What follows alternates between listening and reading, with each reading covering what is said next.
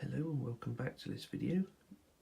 This is one that's probably been waiting for a long time. This is the Meet the Fleet video, just showing that what I have currently in 2019, showing off what I got. So I'm going to categorise them down into the regions they served or were made from. And then we'll just go through step by step and show you what I have. This video here is from the Midland. This one will be in the video later on. So now let's get to it. So we're probably going to start this video here with the most versatile engines in my fleet, with the exception of one. You could see one of these examples pretty much anywhere. Bear in mind this isn't all of the BR standard classes, this is again just currently what I own. So we're going to start here, we're going to start closest and work away. So obviously the first and most numerous member of these locomotives I have are the 9Fs. Starting here from left to right, we have Evening Star, 92189, 92233, and 92249. So the origins of Evening Star, this one's probably the one I've had least. This is probably the youngest. This is the newly tooled Bachmann Evening Star. This one was pre-ordered from Hatton's, so it took a while to actually turn up, as Bachmann kept delaying the date. But it's a pretty good model. It's been weathered up here.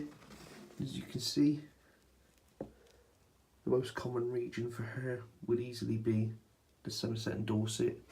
In this form, it would have been Somerset and Dorset when it was closing for the last Pines. So next, alongside her, we have 92189. Definitely been on the hard water, this one. And she's just set up for a general through freight, ready for whatever her duties may be. So next up, you could say, is a Somerset and Dorset 7F, although it probably would have been on load more often from the western region. 92233 here, set up for Somerset and Dorset passenger duties for use with the club layout, as is Evening Star, which is Taunton Water Railway Group's Bath Green Park. And next up, we have my first BR standard I ever bought, which is 92249. This one's probably my favourite loco. I've had this one a very long time. As you can see, I've done bits and pieces to her there. Most of my engines have real coal in them, as well as most having crews as well. So now we move up to the next standard design. As you can see here is the 8P Duke of Gloucester. I do need to replace the nameplates on it, as they've been a bit ruined by the glue. Again, I've had this one a while. I'm not sure if it's appeared in any other videos. This one was a bit of a standalone, the only 3-cylinder standard design. And as a preserved engine has turned out 10 times better than what it would have been in this form, which is in 1963.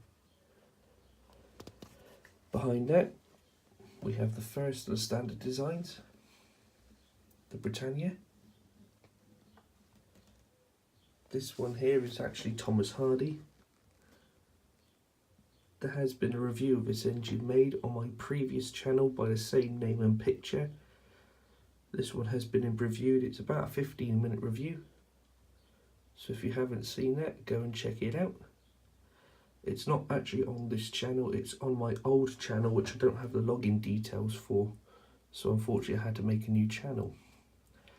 So moving on from there, we have this. Now this has definitely appeared on the channel already. This is my standard 5. It's pretty much been one of the mainstays on the line since I got it. These could have been seen on all of the regions. I think it's a superb little model. The only problem with it being is that it only picks up on the 6 main driving wheels. And as I've got Electra Frog points that haven't yet actually had polarity switches installed, as long as it doesn't have to cross over 1 or more points or a large dead zone, it runs pretty free and easy. So behind that I have one of the variants of standard 4. This is the only variant I own so far, the 260 Mogul. Again, these could be seen pretty much anywhere, but mainly the Cambrian and certain areas on the Eastern and Midland region, and also the Somerset and Dorset. So again, these engines tend to live up on a shelf I've got, as obviously they're used pretty much everywhere, with the exception of the Duke, which was strictly a north of crew engine to fill the gap of a missing Pacific.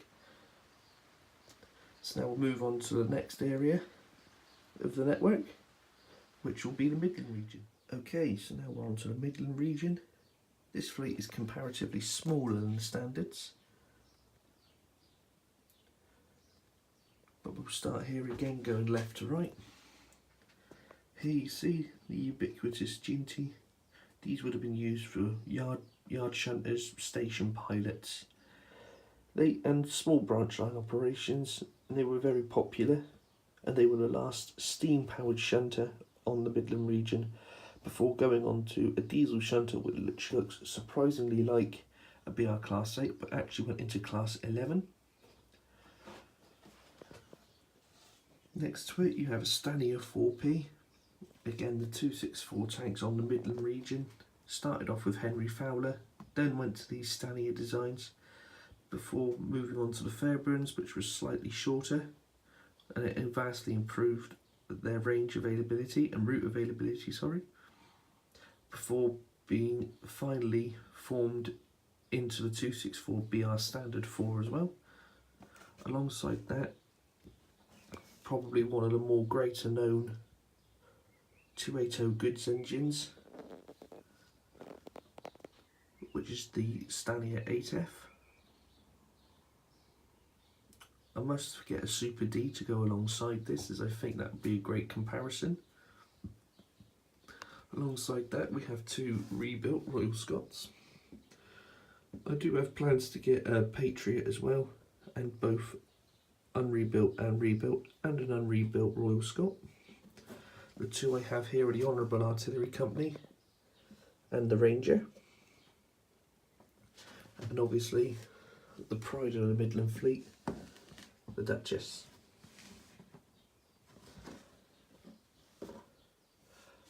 Also, for pre-ordered for Midland engines, I have a Princess Royal on pre-order, again in the blue, as I think the blue on the larger Pacifics and the larger Express engines looks lovely. Although really I should be getting the green ones. I'm just applying rule 1. Again, as you can see here, the crest differences doesn't really matter to me, as I'm quite flexible with what periods I run, so it can go from 48 up until 75. That's sort of what I'm aiming for, with probably the odd exception of having an Intercity 125, as now they're gone from the Western region. I won't really see them much anymore, except for in GW's castle sets. So on to the actual models of the locos themselves. The Ginty is just an old Hornby body on a kit-built chassis. I bought that from eBay, as it is. The Stania Class 4 was bought on the Facebook auction site sort of thing. I picked it up from a chap in Wincanton. The Class 8F, that was bought from the West Somerset Railway shop on the Bishop's Lydeard station, as was the Ranger.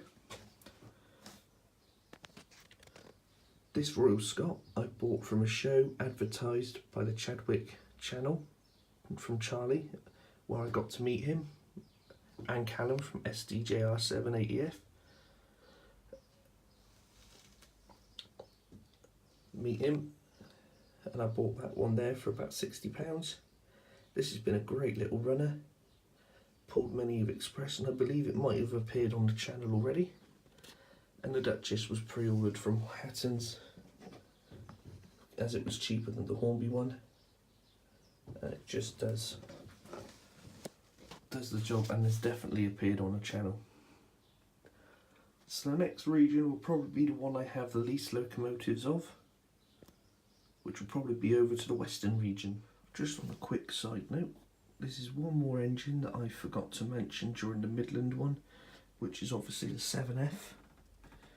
The reason why I thought I'd do this one as a quick little standalone little piece is because really and truthfully they didn't really hit up the Midland region. It was built by the Midland Railway to tackle the Mendip Hills of the Somerset and Dorset, and all 11 of the class were exclusively based at Bath Green Park, and they spent all of their working careers right up until '64 when they were withdrawn on the Somerset and Dorset. They did not go on to the Midland region as the tenders did not feature a water scoop, and they were a little bit underperformers when it came down to the goods services on that region. However, on the Somerset and Dorset they excelled. So here's a quick little overview of this 7F before we head over to the Western region stock and fleet. Okay, so now we've headed over to the Western region. Probably the smallest part of my loco fleet currently. As I'm from the Western region, I'm from Taunton, it doesn't really make much sense for me going out and buying all these Great Western engines, as to be honest I can just travel up to Swindon, see a Star or a Castle, and then I can just go to the West Somerset, see a Hall, Manners, and then every now and again on the main line I can see a King. So all of the Western region classes are pretty local to me.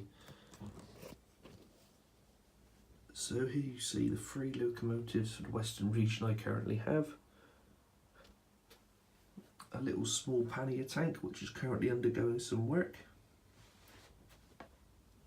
and 2 Castle class locomotives.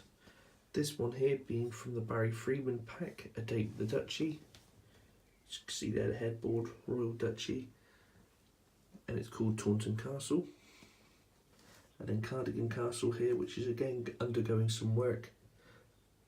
Just a small little transfer change there. It will just have British Railways depicted out in cream on the side of the tender to show just after the war when it went into BR.